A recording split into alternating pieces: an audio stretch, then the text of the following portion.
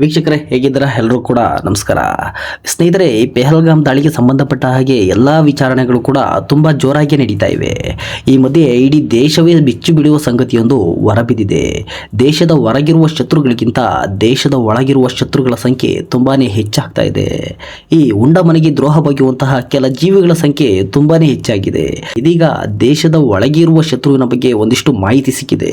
YouTube ಮೂಲಕ ವಿಡಿಯೋಗಳನ್ನು ಮಾಡ್ತಾ ದೇಶವನ್ನು ಸುತ್ತುತ್ತಾ ತನ್ನ ದೇಶದ ಗುಪ್ತ ವಿಚಾರಗಳನ್ನ ಪಾಕಿಸ್ತಾನಕ್ಕೆ ನೀಡ್ತಾ ಇದ್ದ ಯೂಟ್ಯೂಬರ್ ಒಬ್ಬಳು ಸೆರೆಯಾಗಿದ್ದಾಳೆ. ಇದಕ್ಕೆ ಕಾರಣ ಏನಪ್ಪಾ ಅಂತ ಅಂದ್ರೆ, ಈಕೆ ಪಾಕಿಸ್ತಾನಕ್ಕೆ ಕೆಲ ಮಾಹಿತಿಯನ್ನ ನೀಡ್ತಾ ಇದ್ಲು. ಭಾರತದ ಈ ಯೂಟ್ಯೂಬರ್ ಪಾಕಿಸ್ತಾನದೊಂದಿಗೆ ಒಂದು ಉತ್ತಮ ಸಂಬಂಧವನ್ನು ಕೂಡ ಹೊಂದಿದ್ಲು. ಕೆಲ ಪಾಕಿಗಳಿಗೆ ಬೇಕಾದ ಮಾಹಿತಿಯನ್ನ ನೀಡ್ತಾ ಇದ್ಲು ಎನ್ನುವ ಮಾಹಿತಿ ಇದೀಗ ಹೊರಬಿದ್ದಿದೆ. ಇಲ್ಲಿ ಅಚ್ಚರಿ ಪಡುವ ವಿಷಯ ಏನಪ್ಪಾ ಅಂತ ಅಂದ್ರೆ, ಈ ಪೆಹಲ್ಗಾಮ್ ದಾಳಿ ಆಯ್ತಲ್ಲ, ಅಲ್ಲಿ ಪೆಹಲ್ಗಾಮ್ ದಾಳಿಗೂ ಮುಂಚೆ ಈಕೆ ಒಂದು ವಿಡಿಯೋವೊಂದನ್ನು ಮಾಡಿ ತನ್ನ ಯೂಟ್ಯೂಬ್ ಚಾನಲ್ ಅಲ್ಲಿ ಹಂಚಿಕೊಂಡಿದ್ದಾಳೆ. ಅಲ್ಲಿಂದ ಈಕೆಗೆ ಪಾಕಿಸ್ತಾನದ ಕೆಲ ದೊಡ್ಡ ದೊಡ್ಡ ವ್ಯಕ್ತಿಗಳ ಸಂಪರ್ಕ ಸಿಗುತ್ತೆ. ನಂತರ ಈಕೆ ಪಾಕಿಸ್ತಾನಕ್ಕೆ ಹೋಗ್ತಾಳೆ. ಅಲ್ಲಿ ದೊಡ್ಡ ದೊಡ್ಡ ವ್ಯಕ್ತಿಗಳ ಜೊತೆ ಸೇರಿ ವಿಡಿಯೋಗಳನ್ನ ಮಾಡ್ತಾಳೆ. ಇಷ್ಟಕ್ಕೂ ಆ ಯುವಕಿ ಪಾಕಿಸ್ತಾನದ ಗೂಢಚಾರಿ ಆಗಿದ್ದಾದ್ರು ಯಾಕೆ ಎಂಬಂತ ಮಾಹಿತಿಯನ್ನ ನಾವಿಲ್ಲಿ ನೋಡ್ತಾ ಹೋಗೋಣ. ನೀವಿನ್ನು ನಮ್ಮ ಚಾನಲ್ಗೆ ಹೊಸಬರಾಗಿದ್ದರೆ ಶೇರ್ ಮಾಡಿ, ಸಬ್ಸ್ಕ್ರೈಬ್ ಮಾಡಿ ಹಾಗೂ ಬೆಲ್ ಐಕಾನ್ ಒತ್ತೋದು ಕೂಡ ಮರಿಬೇಡಿ. ಸ್ನೇಹಿತರೆ, ಈ ಜ್ಯೋತಿ ಮಿಲೋತ್ರಾ ಮೂಲತಃ ಹರಿಯಾಣದ ಇಸಾರನ್ ಎಂಬ ಹಳ್ಳಿಯ ಒಂದು ಬಡ ಕುಟುಂಬದವಳು.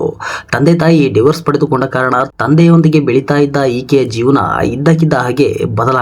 ಇವತ್ತು ಅತ್ಯಂತ ಸುಖಕರ ಹಾಗೂ ಸುಂದರ ಜೀವನವನ್ನ ಮಾಡ್ತಾ ಇದ್ದಂತಹ ಈ ಜ್ಯೋತಿ ಮಿಲೋತ್ರಾ ದೇಶಕ್ಕೆ ದ್ರೋಹ ಮಾಡುವಂತಹ ಕೆಲಸ ಮಾಡಿ ಜೈಲಿನಲ್ಲಿ ಕಳಕಳೆಯುವಂತಾಗಿದೆ. ಯಾಕಪ್ಪ ಅಂತಂದ್ರೆ, MBA ಮುಗಿಸಿದಂತಹ ಈಕೆ ಒಂದು 20,000 ಸಂಬಳದ ಹುದ್ದೆಯನ್ನು ಹಿಡಿದು ದೆಹಲಿಗೆ ಬಂದಿರ್ತಾಳೆ. ಕೊರೋನಾದ ಸಂದರ್ಭದಲ್ಲಿ ಇದ್ದಂತಹ ಒಂದು ಕೆಲಸವನ್ನು ಕಳೆದುಕೊಂಡು ಪುನಃ ಮನೆಗೆ ವಾಪಸ್ ಆಗ್ತಾಳೆ. ಆ ಒಂದು ಸಂದರ್ಭದಲ್ಲಿ ಈಕೆಗೆ ಸಿಕ್ಕಂತಹ ಒಂದು ಪ್ಲಾಟ್ಫಾರ್ಮ್ ಅಂದ್ರೆ ಅದು ಸೋಷಿಯಲ್ ಮೀಡಿಯಾ. ನೋಡಿ, ಸೋಷಿಯಲ್ ಮೀಡಿಯಾ ಎಂಥವರ ಬದುಕನ್ನು ಕೂಡ ಹೇಗೆಲ್ಲ ಬದಲಾಯಿಸುತ್ತಪ್ಪ ಅಂತ ಅಂದ್ರೆ ಈಕೆ ಉದಾಹರಣೆ ಆಗಿದ್ದಾಳೆ. ನಂತರದ ದಿನಗಳಲ್ಲಿ ಸೋಷಿಯಲ್ ಮೀಡಿಯಾಗಳಲ್ಲಿ ಮಿಂಚುತ್ತಿದ್ದ ಈಕೆಗೆ ಪಾಕಿಸ್ತಾನದ ಭಾರತದಲ್ಲಿದ್ದಂತಹ ಹೈ ಕಮಿಷನರ್ ಅಧಿಕಾರಿಯಾಗಿದ್ದ ಡ್ಯಾನಿಶ್ ಎಂಬುವವನ ಸಂಪರ್ಕ ಸಿಗುತ್ತೆ. ಅದಾದ ನಂತರ ಈತನೇ ಖುದ್ದಾಗಿ ಎಲ್ಲಾ ಸಹಾಯವನ್ನು ಕೂಡ ಮಾಡ್ತಾ ಇರ್ತಾನೆ. ಪಾಕಿಸ್ತಾನದ ವೀಸಾವನ್ನ ಕೂಡ ಕೊಡಿಸಿರ್ತಾನೆ. ಈ ಪಾಕಿಸ್ತಾನದ ವೀಸಾ ಇದೆಯಲ್ಲ, ಅದು ಎಲ್ಲಾ ದೇಶಗಳಿಗೆ ಸಿಗುವಷ್ಟು ಸುಲಭವಾಗಿ ಸಿಗುವಂತಹ ವೀಸಾ ಅಲ್ಲ ಅದು. ಅದಾದ್ರೂ ಕೂಡ ಈತ ಅವಳಿಗೆ ವೀಸಾವನ್ನು ಕೊಡಿಸ್ತಾನೆ. ಅದಾದ ಬಳಿಕ ಪಾಕಿಸ್ತಾನಕ್ಕೆ ಹೋದ ಇವಳಿಗೆ ಎಲ್ಲಾ VVIPಗಳಿಗೆ ಸಿಗುವಷ್ಟೇ ಟ್ರೀಟ್ ಇವಳಿಗೂ ಕೂಡ ಸಿಗುತ್ತೆ. ಹೀಗಾಗಿ ಅವರ ಸಂಬಂಧ ಇನ್ನಷ್ಟು ಗಟ್ಟಿಗೊಳ್ಳುತ್ತಾ ಹೋಗುತ್ತೆ. ಜೊತೆಗೆ ಅವರಿಬ್ಬರ ಸಂಬಂಧ ಹೇಗಿತ್ತಪ್ಪ ಅಂತಂದ್ರೆ, ಅವರಿಬ್ಬರ ಸಂಬಂಧ ಬೇರೆ ಹಂತವನ್ನೇ ತಲುಪಿತ್ತು. ಹೀಗಾಗಿ ಜ್ಯೋತಿ ಮಿಲೋತ್ರಾ ಪುನಃ ಪಾಕಿಸ್ತಾನಕ್ಕೆ ಭೇಟಿಯನ್ನ ನೀಡ್ತಾನೆ ಇರ್ತಾಳೆ. ಹೀಗಿರುವಂತಹ ಸಂದರ್ಭದಲ್ಲಿ ಜ್ಯೋತಿ ಮಿಲೋತ್ರಾಗೆ ಪಾಕಿಸ್ತಾನದ ಇನ್ನಷ್ಟು ಗುಪ್ತಚರ ಇಲಾಖೆ ಅಧಿಕಾರಿಗಳ ಸಂಪರ್ಕ ಕೂಡ ಸಿಗುತ್ತೆ. ಜೊತೆಗೆ ಉನ್ನತ ಅಧಿಕಾರಿಗಳಾದ ರಾಣಾ ಶಹಾಬ್ ಶಕೀರ್ ಅಂತಹ ಅಧಿಕಾರಿಗಳ ಜೊತೆಗೆ ಸ್ನೇಹ ಸಂಬಂಧ ಇನ್ನೂ ಉನ್ನತ ಮಟ್ಟದಲ್ಲಿ ಬೆಳೆಯುತ್ತೆ.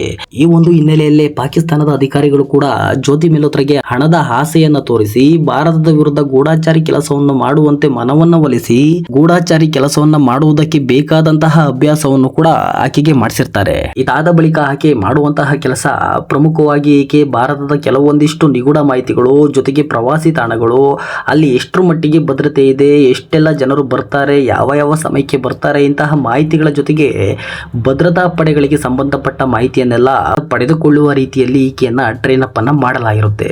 ಆದ್ರೆ ಈಕೆಗೆ ಮಾತ್ರ ರಕ್ಷಣಾ ಪಡೆಗಳಿಗೆ ಸಂಬಂಧಪಟ್ಟ ಮಾಹಿತಿ ಮಾತ್ರ ಒಂದು ಚೂರು ಸಿಗೋದಿಲ್ಲ. ಆಕೆ ಟ್ರಾವೆಲ್ ಆಗೋರಾಗಿರೋದ್ರಿಂದ ಪ್ರವಾಸಿ ತಾಣಗಳಿಗೆ ಸಂಬಂಧಪಟ್ಟ ಹಾಗೆ ಕೆಲವೊಂದಿಷ್ಟು ವಿಚಾರಗಳನ್ನ ಪಾಕಿಸ್ತಾನಕ್ಕೆ ರವಾನೆಯನ್ನ ಮಾಡಿದ್ಲು. ಒಟ್ಟಿನಲ್ಲಿ ಇಂತಹ ಕೆಲಸವನ್ನ ಜ್ಯೋತಿ ಮಿಲೋತ್ರಾ ಮಾಡ್ತಾ ಇದ್ಲು. ಜೊತೆಗೆ ಪೆಹಲ್ಗಾಮ್ ದಾಳಿಯ ಸಂದರ್ಭದಲ್ಲಿ ಪಾಕಿಸ್ತಾನ ಹಾಗೂ ಭಾರತವನ್ನು ಕುರಿತು ಕಂಪ್ಯಾರಿಸನ್ ಮಾಡುವ ರೀತಿಯಲ್ಲಿ ಹಾಗೂ ಪಾಕಿಸ್ತಾನಕ್ಕೆ ಪ್ರಿಯವಾಗುವ ರೀತಿಯಲ್ಲಿ ಈಕೆ ಕೆಲಸವನ್ನ ಮಾಡ್ತಾ ಇರ್ತಾಳೆ. ಇದೇ ಸಂದರ್ಭದಲ್ಲಿ ಭಾರತದ INA ಅಧಿಕಾರಿಗಳು ಕೂಡ ಇವಳ ಮೇಲೆ ಕಣ್ಣನ್ನ ಇಟ್ಟಿರ್ತಾರೆ. ಜೊತೆಗೆ ಈಕೆಯ ಸ್ನೇಹಿತ ಡ್ಯಾನಿಶ್ ಮೇಲೆಯೂ ಕೂಡ ಅನುಮಾನ ಬಂದಿದ್ದ ಕಾರಣ ಹಾಗಾಗಿ ಭಾರತ ಅವನಲ್ಲಿದ್ದ ರಾಜತಾಂತ್ರಿಕ ಸವಲತ್ತನ್ನೆಲ್ಲ ಕಸಿದುಕೊಳ್ಳುತ್ತೆ. ಹಾಗೆ ಅವನ ಸಂಪರ್ಕದಲ್ಲಿ ಯಾರ್ಯಾರು ಇದ್ದಾರೆ ಎಂಬುದನ್ನು ತಿಳಿಯೋದಕ್ಕೆ ಮುಂದಾದ ಅಧಿಕಾರಿಗಳಿಗೆ ಒಂದು ಶಾಕ್ ಕೂಡ ಕಾದಿರುತ್ತೆ. ಡ್ಯಾನಿಶ್ ಸಂಪರ್ಕದಲ್ಲಿ ಇದ್ದ ಕೆಲವರಲ್ಲಿ ಮುಖ್ಯವಾಗಿ ಕಾಣುವುದೆಂದರೆ ಜ್ಯೋತಿ ಮಿಲೋತ್ರಾ. ಯಾಕಂತಂದ್ರೆ ಈಕೆ ಮೇಲೆ ಮುಂಚೆಯಿಂದನೂ ಕೂಡ INA ಅವರ ಕಣ್ಣಿತ್ತು. ಹಾಗಾಗಿ ಆಕೆಯನ್ನ ಅವರು ವಶಕ್ಕೆ ತೆಗೆದುಕೊಂಡು ಎಲ್ಲವನ್ನ ವಿಚಾರಣೆ ಮಾಡಿದಂತಹ ಸಂದರ್ಭದಲ್ಲಿ ಎಲ್ಲವೂ ಕೂಡ ತಿಳಿದು ಬರುತ್ತೆ. ಈಕೆ ಹಣಕ್ಕಾಗಿ ದೇಶದ ಕೆಲವು ಮಾಹಿತಿಗಳನ್ನು ಪಾಕಿಸ್ತಾನಕ್ಕೆ ರವಾನೆ ಮಾಡಿದ್ದಾಳೆ ಎಂದು ತಿಳಿದು ಬರುತ್ತೆ. ಜೊತೆಗೆ ಈಕೆ ವಿರುದ್ಧದ ಸಾಕ್ಷಿಗಳೆಂದರೆ ಈಕೆ ಫೋನ್ ಕರೆಯ ಮೂಲಕ ಮಾತನಾಡಿರುವಂತದ್ದಾಗಿರ್ಬೋದು, ಚಾಟಿಂಗ್ ಮೂಲಕ ಮಾಹಿತಿಗಳನ್ನ ರವಾನೆ ಮಾಡಿರುವಂತದ್ದಾಗಿರ್ಬೋದು, ಈಕೆ ಸ್ವತಃ ವಿಡಿಯೋಗಳನ್ನು ಮಾಡಿರುವಂಥದ್ದಾಗಿರ್ಬೋದು. ಈ ಎಲ್ಲ ವಿಚಾರಗಳು ಕೂಡ ಆಕೆಯ ವಿರುದ್ಧದ ಸಾಕ್ಷಿಗಳಾಗಿವೆ. ಇದಿಷ್ಟು ಸದ್ಯದ ಮಾಹಿತಿ. ಈ ವಿಚಾರದ ಬಗ್ಗೆ ನಿಮಗೆ ಏನು ಅನಿಸುತ್ತೆ ಕಾಮೆಂಟ್ ಮಾಡಿ. ಹಾಗೂ ನೀವೇನಾದರೂ ನಮ್ಮ ಚಾನಲ್ಗೆ ಹೊಸಬರಾಗಿದ್ದರೆ ಶೇರ್ ಮಾಡಿ, ಸಬ್ಸ್ಕ್ರೈಬ್ ಮಾಡಿ ಹಾಗೂ ಬೆಲ್ ಐಕಾನ್ ಒತ್ತೋದು ಕೂಡ ಮರಿಬೇಡಿ.